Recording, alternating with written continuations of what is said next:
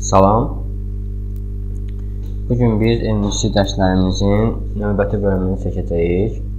Bu bölümdə hansı action izahatlardan bəhs edəcəyik, onu seçək.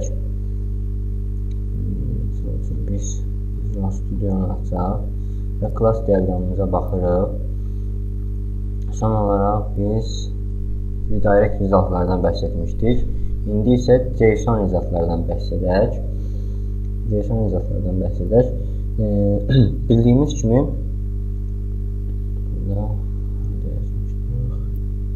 burada izah edək.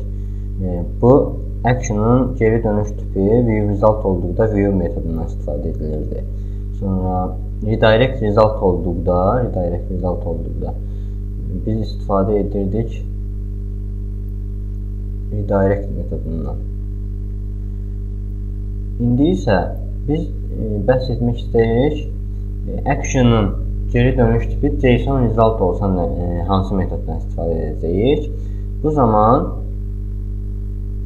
biz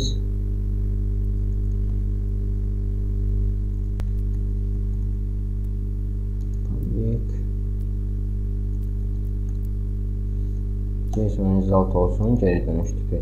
Burada da get student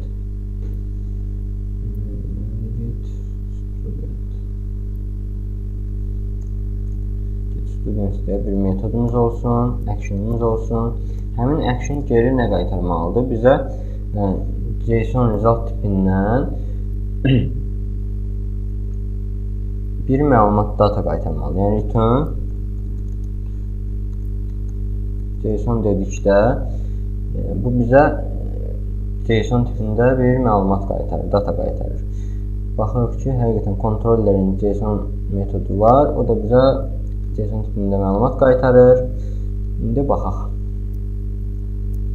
Lakin parametr olaraq nə alır? Parametr olaraq bizdən obyekt alır və həmin obyekti özü avtomatik olaraq JSON tipinə çevirir və geri qaytarır. Həmin alınmış JSON-u action vasitəsilə geri qaytarır. Bunu deməli necə yoxlaya bilərik? Bunun üçün gəlirik biz home controllerdə, indeksdə gəlirik view'lara, home controller daxilində index action'ımız var burada. Köhnə testləri silək, öncəki dərslərin. Bu qalsın. Bir də İkisi arasında fərqə də baxa bilərik, həm də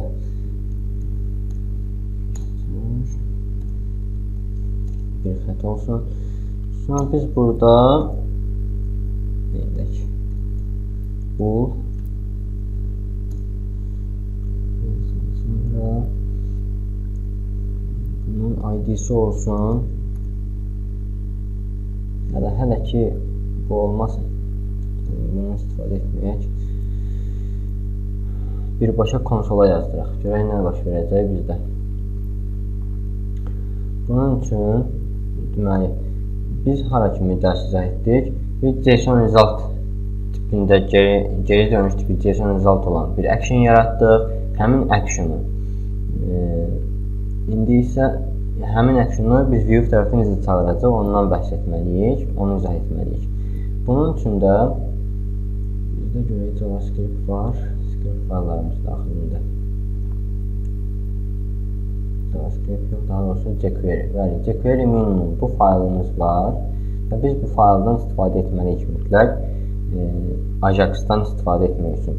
Ajax nədir? Ajax odur ki, asinxron olaraq müraciət edib səhifədən məlumat çəkmək və bizə nə verir, nə əldə edirik Ajax-dan istifadə etməklə. Məsələn, ASP.NET web forumlarda istifadə edən dostlarımız bilərlər, yəni əgər videonu izləyirlərsə. Biz ASP.NET web forumlarda postbacklər çox olur. Hətta bir buttona klik etdikdə postback olur və beləliklə bu postbacklərdə ümumilikdə səhifəni serverə göndərir və bütün məlumatları doldurduqdan sonra səhifəni render edib istifadəçiyə göstərir. Elə MVC-də də bu belədir əslində. Düzdür, postback metodu postback olunmasa da səhifələr. Lakin səhifə gedir serverə və serverdən view olaraq geri qayıdır. İndi isə biz bunu elə edək ki, səhifə yox, səhifənin müəyyən hissəsi sadəcə serverə getsin, serverdən məlumat alıb, geri qaytarıb bizdə view səhifə üzərində göstərsin. İndi necə edək bunu? Bunun üçün ilk növbədə gəlirik biz JavaScript faylımızı əlavə edirik. JavaScript faylını saytdan yükləyəcəyik və yaxud gəlirik bura. JavaScript deyirəm. Bağışlayın, jQuery faylını daha doğrusu. Main.package deyirəm. Burada da jQuery yazacağım. Hazırda məndə problem olduğu üçün şəbəkədə məlumat gəlmir.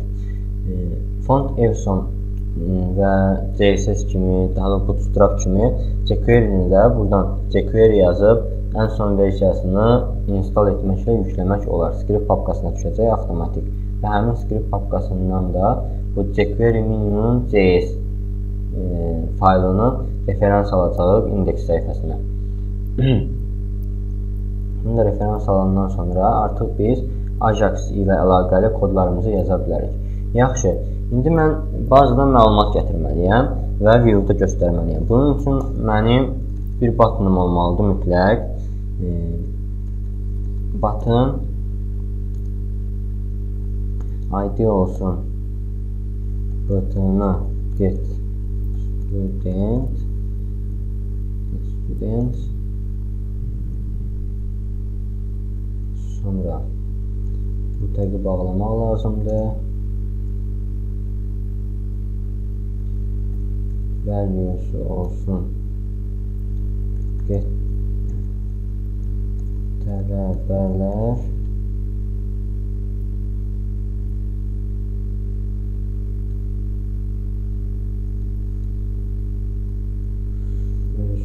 daha doğrusu taglər arasında tələbələr yazılsın. İndi isə biz JavaScript kodumuzu yazmalıyıq jQuery vasitəsilə. Nələr olmalıdır? Bu buttona biz klik edəndə gedib məlumatı gətirib view-a yazmalıdır. View-a yazmalıdır. Deməli, burada da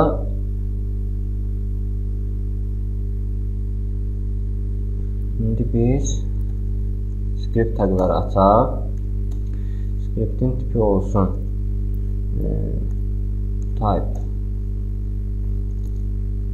type olsun text JavaScript. Burada jQuery, yəni dollar jQuery'nin başlamağını bildirir. jQuery ilə dokumentin ready eventında yəni ready eventi o deməkdir ki, artıq səhifə hazırdır. Yəni bütün hər şey yükləndikdən sonra bu səhifə hazırdır. Bura gəlir və jQuery'lər başlayır işləməyə. jQuery deyəndə bu funksiyanın daxilinə yazdığım hansı kodlar varsa, algoritmlər varsa onlar işləməyə başlayır. İndi nə edirik? Deyirəm ki, səhifə hazır olanda bu butona klik olunma xüsusiyyəti verim. Yəni klik olunanda nə edəcək? O xüsusiyyəti verim həmin butona. Bunun üçün gəlirəm yenə DS daha doğrusu dollar işarəsi qoyub ID olduğuna görə bu ID olduğu üçün ID xüsusiyyəti ID ilə elementi çağırdıqda jQuery-də DS yazılmalıdır mütləq. DS və ID-si belə yazılır. Bu DS ilə yazdıqda ID baxımından bu butonu təmsil edir bu kod. Həmin butonun da klik olunduğu halda deyirəm ki, funksiyanı işlət. Hansı funksiyanı işlət?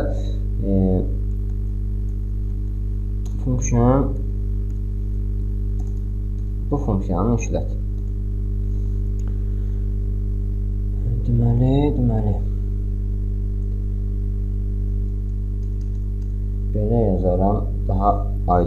deyə. Bu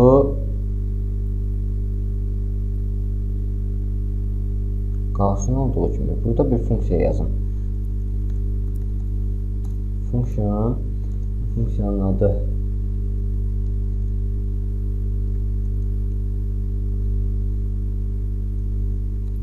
olsun.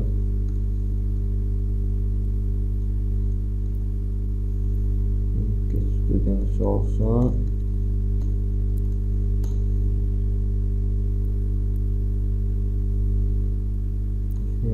Get students. Bu funksiyanı çağırsın. Klik olunanda. Həmin funksiyada nədir və nələr olacaq? İndi ona baxaq. Bu funksiya çağırılanda mən Ajax ilə müraciət etmək istəyirəm bu kontrollerdəki action'a. Ajax ilə müraciət etmək istəyirəmsə nöqtə Ajax yazıram. Sonra nöqtə Ajax yazdıqdan sonra gəlirəm burada fiqur nömrətələri açıram və bağlayıram. Sonra Ajax metodundan sonra nöqtəli vergülümü qoyuram. Mütləq sintaksis olaraq başladığımız simvolları öncədən bağlamaq bizim üçün daha səmərəlidir. Sonra simvol artıqlığına, əskiliyinə vaxt itirməyək. Sonra indi gəlirəm bura mən URL yazmalıyam. URL yəni hardan, hansı ünvandan məlumat gətirəcək? URL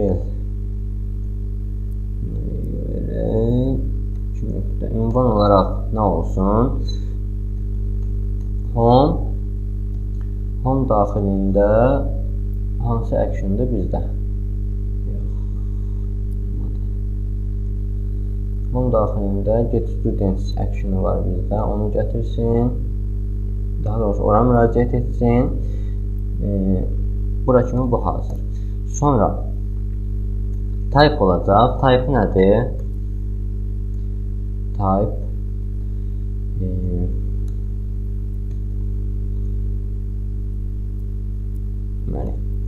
post olsun.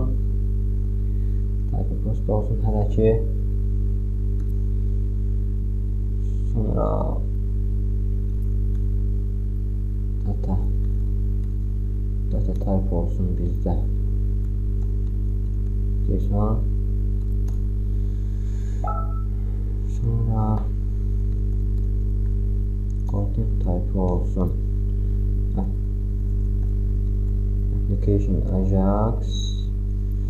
Ajax yox, JSON. Application JSON və burada da olacaq charset bərabərdir UTF-8 olsun. Burada nə bildirirəm? Onu da deyirəm 2 dəqiqə. Metodları da yazın. Success olanı da neynəsin?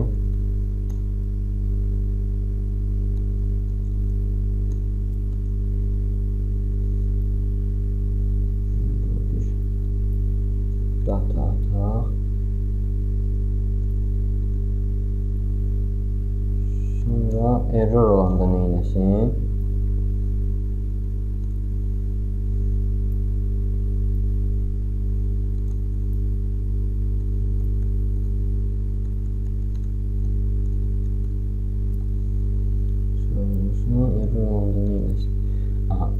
Deməli, URL göstərirəm ki, hardan, yəni hansı action'a müraciət edəcək, hansı linkə müraciət edəcək.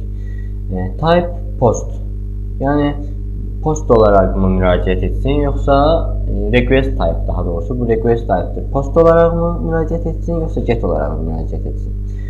Data type bu verilənin tipidir. Verilənin tipidir və deyirəm ki, JSON tipli olsun. Content type odur ki, yəni müraciət etdik deyək ki, action'a. Yəni action'dan məlumat aldıq. Həmin məlumatın tipi nə tipdə olsun və kodlaması hansı tip kodlama olsun? UTF-8 olsun. Bu o deməkdir. Success metodu. Success metodu, yəni əgər əməliyyat uğurludursa bu success metodu işləsin, yox uğursuzdur error metodu işləsin. İndi biz belə bir şey edək. Əgər success isə console.log datada nə gətirib onu yazsın konsola. Browserin konsol sitəsində. Yox, əgər error varsa, errorun xüsusiyyətləri görək nədir, nədən qaynaqlanır, onları da yazsın konsola. X-error olsun. 1, 2, 3 olsun status. Bu da olsun slow. İndi yoxlayaq görək. Bir səhvimiz yoxdursa normal işləməli. Nəzərdən keçirək. Button klik olunanda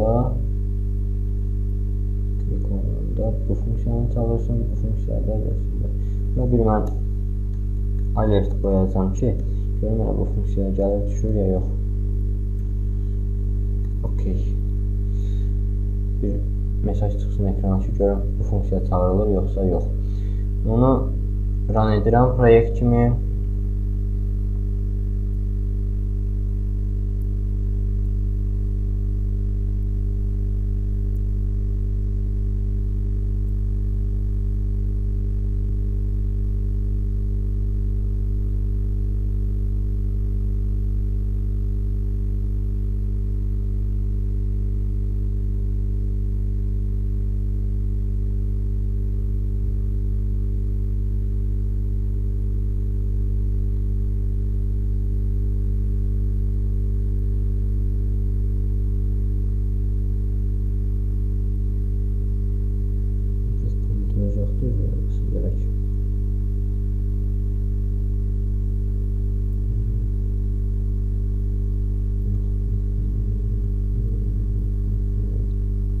Böyle bir breakpoint koyacağım ki görüm bu çağrılar yoxsa yox.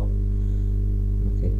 Yəni məlumatları bir dəfə gətirib. Bu bildiyimiz kimi bizim metodumuz deyil.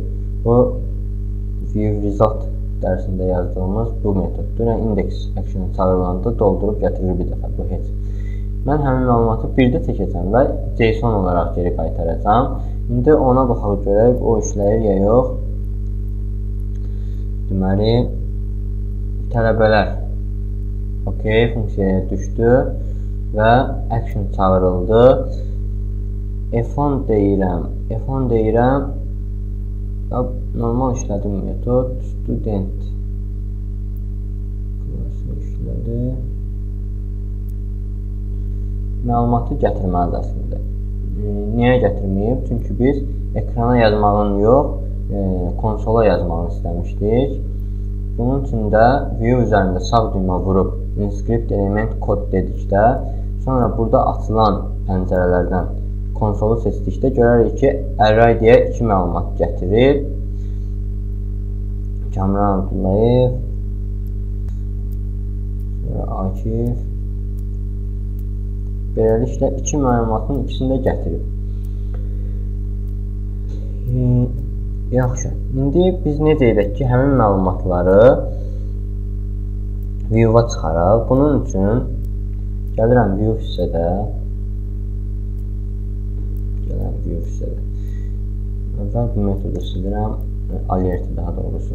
Və view hissədə buttondan bir üst sətrə ul elementi artırıram. Bu ul elementinin ID-sinə deyirəm students. Sonra success deyirsə əgər bura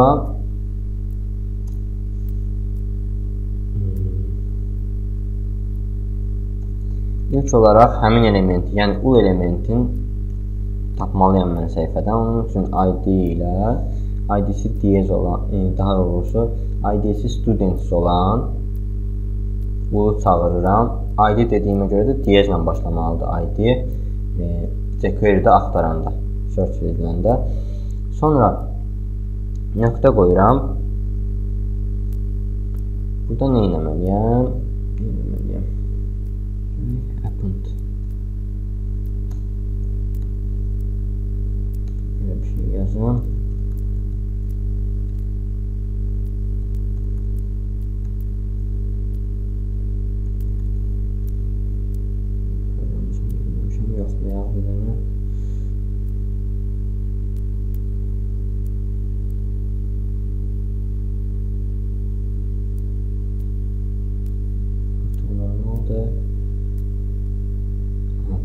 düşür bura. Yaxşı, indi o test düşürsə deməli bizim bu yazdığımız kod hazırda çalışır. Hazırda çalışır, lakin bu datadan gələn array-dir, yəni səhv etmirəmsə, yadınızdadırsa, array, yəni massiv qaytarır bizə JSON olaraq. JSON massivi qaytarır student tipindən. Onu var, biz də massiv kimi alaq. Deməli, students olsun, bərabərdir bir boş massiv götürürəm. Items də bir boş massiv götürəcəm və jQuery'nin iç metodu olmalıdır. İç metodu daha doğrusu dövr operatoru vasitəsilə mən bu gələn məlumatı sıra ilə oxuyuram və funksiya vasitəsilə bu students massivini artırıram. Bu massivi artıracam məlumatları. Onu necə edərəm? Deməli,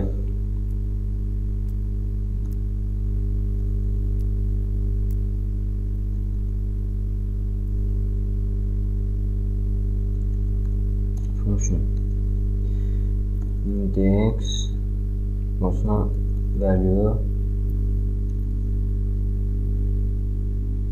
əla.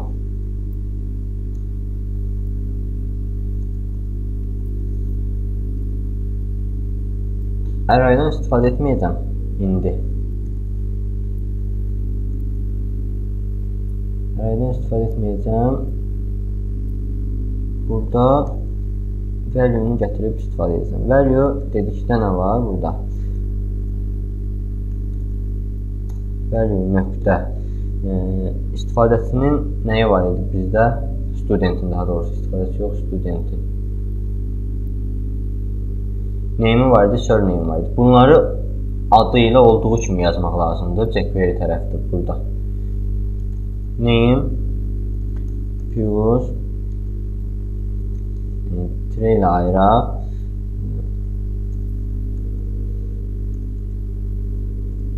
Value nöqtə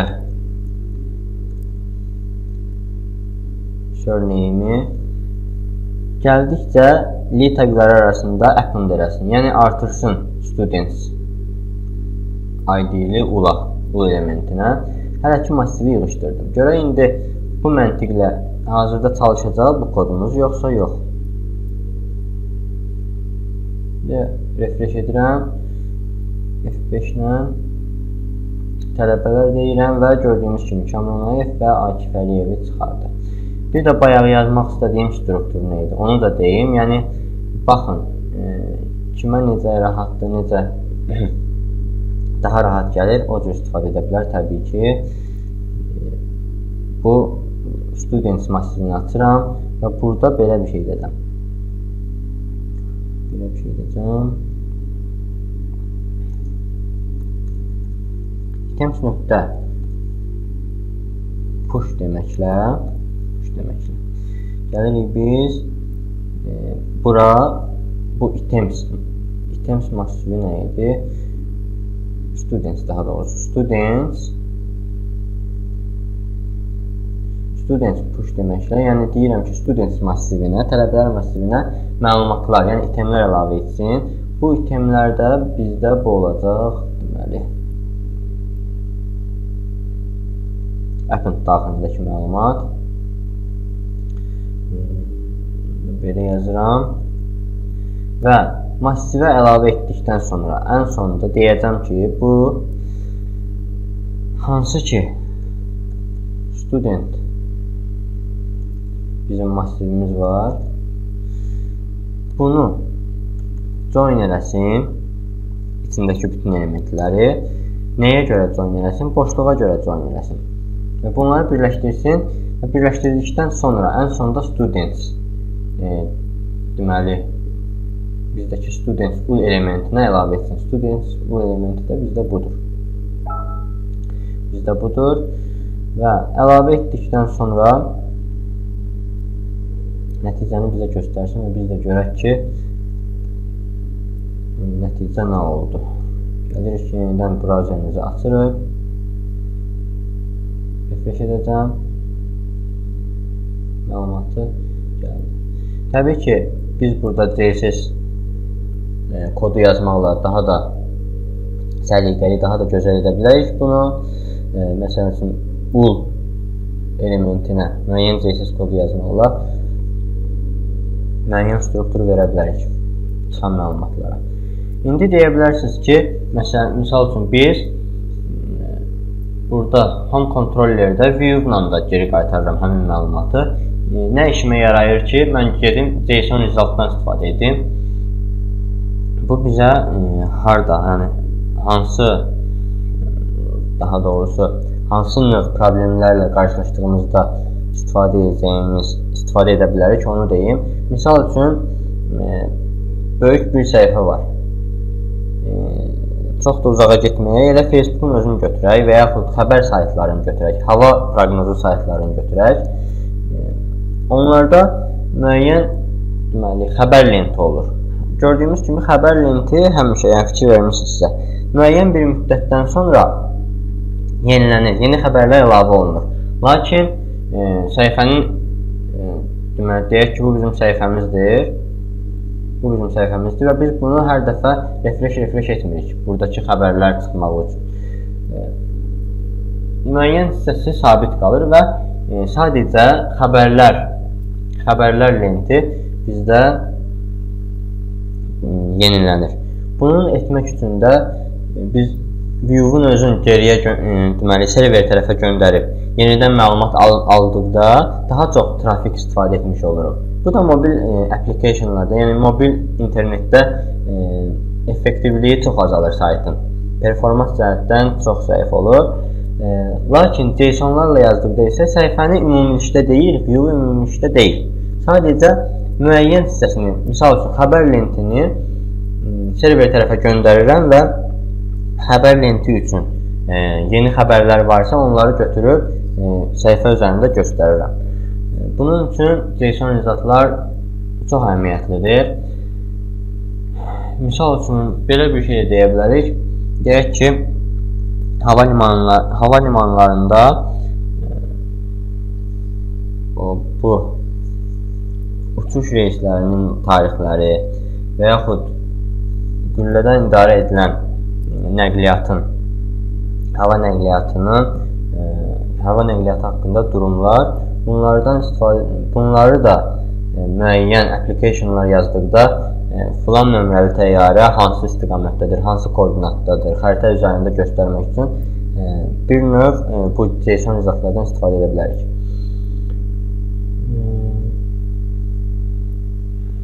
Bu fərqi dedikdən sonra gəlib burada bəhs etmək istəyirəm nədən. İndi hazırda URL olaraq necə yazdıq biz? Kontroller daxilində filan action'a keçsin məlumat.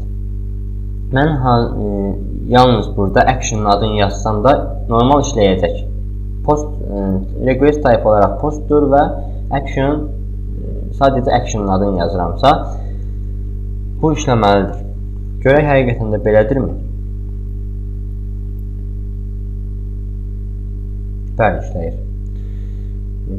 Gördüyümüz kimi eyni qaydada məlumatı gətirdi. Yaxşı, indi deyək ki, səbəbini deyim, niyə işləyir? Səbəbi odur ki, view olaraq bu index view-u bizdə home kontrolləri daxilindədir və home kontrolləri daxilindən çağırılır. Həmin o deməli, URL-i yazdığım hissədə bu action. Bu action da hardadır? Bu da həmin actionda yenə home kontrollərindədir. Eyni kontroller daxilində olduğuna görə və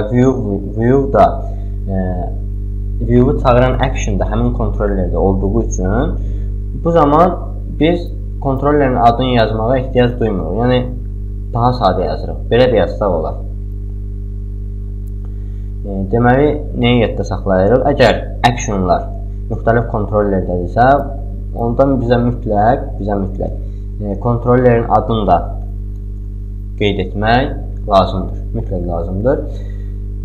Və əks halda iki action eyni, yəni daha doğrusu Ajax ilə müraciət etdiyimiz action eyni ilə səhifənin həmin view-u çağıran action ilə eyni kontrollerdədirsə, onda biz kontrollerin adını yazmasaq da olar. Request type-ı post olaraq yoxladıq. Yaxşı, indi bunu get olaraq yoxlayaq. Get olaraq yoxlayaq, görək bizə nə məlumat gəlir və yaxud məlumat gəlirmi? Save deyirəm və gördüyümüz kimi mən səhifə üzərində, yəni view üzərində dəyişiklik etdikdə proyekti sonlandırmıram. Yəni sonlandırmağa ehtiyac yoxdur. jQuery avtomatik olaraq səhifə yenilənəndə yenidən yazdığımız dəyişiklikləri qeydə alır. Lakin bu kontrollerlər üzərində dəyişiklik edəndə biz mütləq söndürməliyik proyekti, çünki belə yazmaq mümkün deyil. İndi baxaq görək.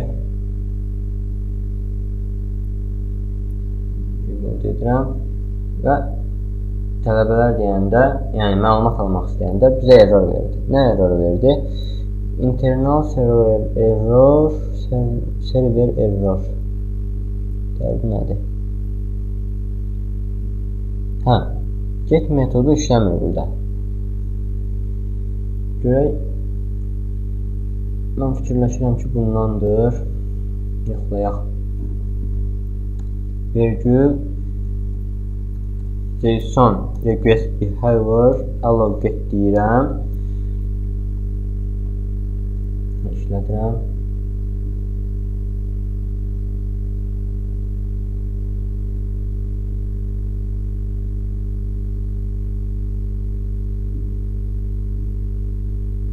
Gördüyümüz kimi məlumat verdi.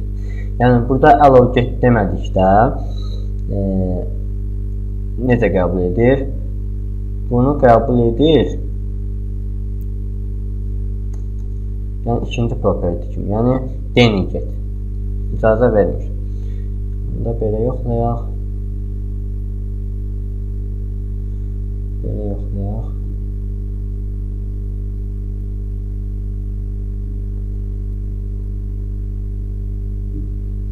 Gördüyümüz kimi belədir. Yəni icazə vermir məlumat gətirsin.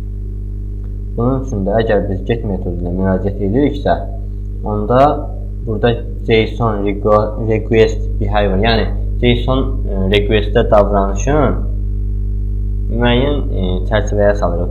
Deyirik ki, yalnız, daha doğrusu deyirik ki, get ilə müraciətlərə də cavab ver, məlumat qaytar.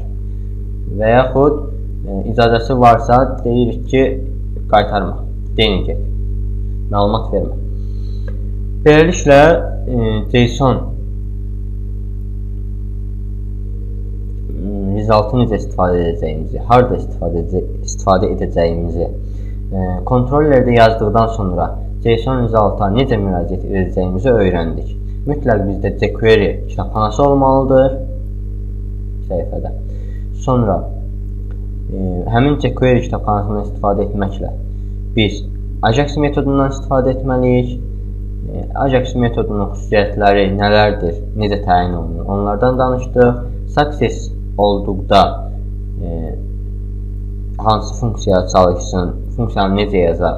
Error olduqda hansı funksiya çalışsın, funksiyanı necə yazaq, onlardan bəhs etdik. Sonra datanı iç operatoru ilə, iç dövr operatoru ilə necə oxumalıyıq, necə massivə doldurmalıyıq. Sonra həmin massivi deməli bizim HTML elementimizə necə əlavə etməliyik, onlardan bəhs etdik. Sonda isə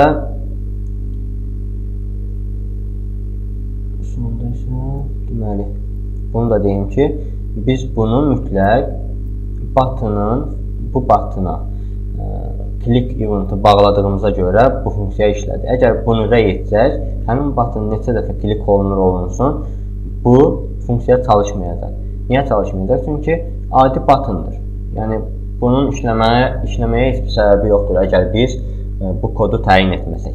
Bu kodu da niyə burada təyin edirik? Dokumentin hazır olma anında funksiya çalışsın. O funksiyadır ki, bu butona deyir ki, sən klik olunanda filan funksiyanı çağırmalısan. Bir növ referanslayır ki, bu işi görməlisən. Və belə. Beləliklə dərsimiz sona çatdı. Bu dərsdə biz JSON izahatlardan bəhs etdik. Kontrollerdə action tipi JSON izahat olsa və hansı metoddan istifadə edib geri JSON izahat qaytararam. JSON metodundan istifadə edirəm. Və harada istifadə edirəm? Xəbər saytlarında anlıq müəyyən müddətdən bir dəyişən hissələrin deməli hissələrə yeni məlumatları yazmaq üçün mən mütləq JSON izahatlardan istifadə edəcəm. Və daha çox əlverişlidir. Onu da deyim ki, ikinci bir səbəbi də var. Niyə görə əlverişlidir JSON izahat? Yəni burada gördüyümüz kimi gələn məlumatlar JSON kimi gələn məlumatlar XML-dən daha az yer tutur. XML bildiyimiz kimi belə olur.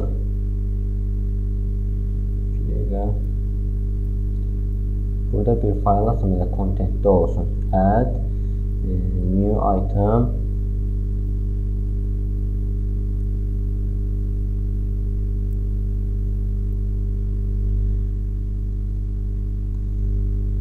XML deyim. Deməli XML-də olur. Məlumatlar belə. Students olacaq. Sonra olacaq student olacaq. Sonra olacaq name. Name daxilində yazılacaq Kamran.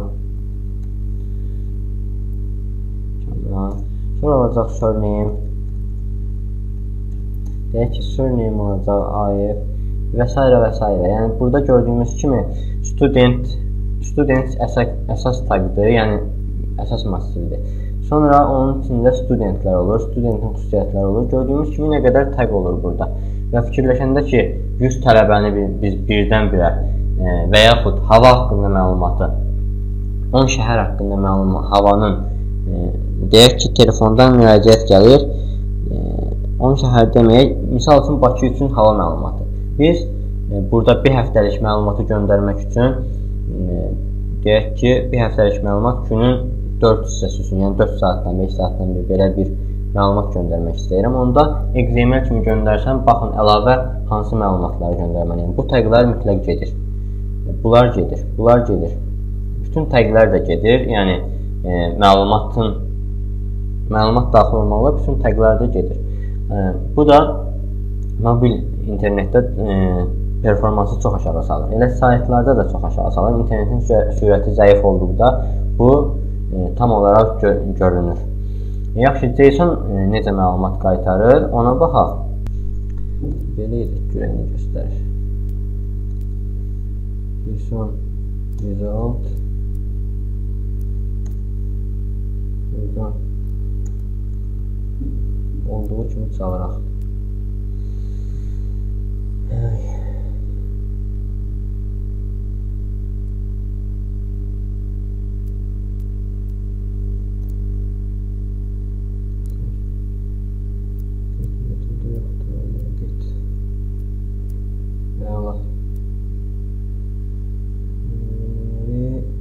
Uzatmayaq dedik, dərsi bir xeyli uzatdıq.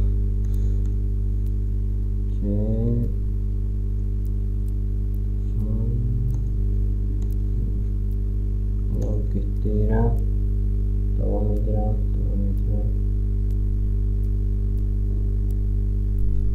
Bir də belə işlətsəm. Aha. İndi görürük ki, JSON olaraq məlumat necədir və bunu gələk XML faylın məlumatı ilə tutuşduraq. XML budur, deyək ki, deməli, bir də belə JSON-umuz var. Bu JSON-a bu JSON məlumata baxın. Massivdir, düzdür, massivdir. Burada massiv necə ayrılır? Fiqurlu mötərizələrlə. Təsəvvür edin, biz burada sadəcə və sadəcə hər studentin iki xüsusiyyətini, adını və surname'ini, ad və soyadı geri qaytardıq.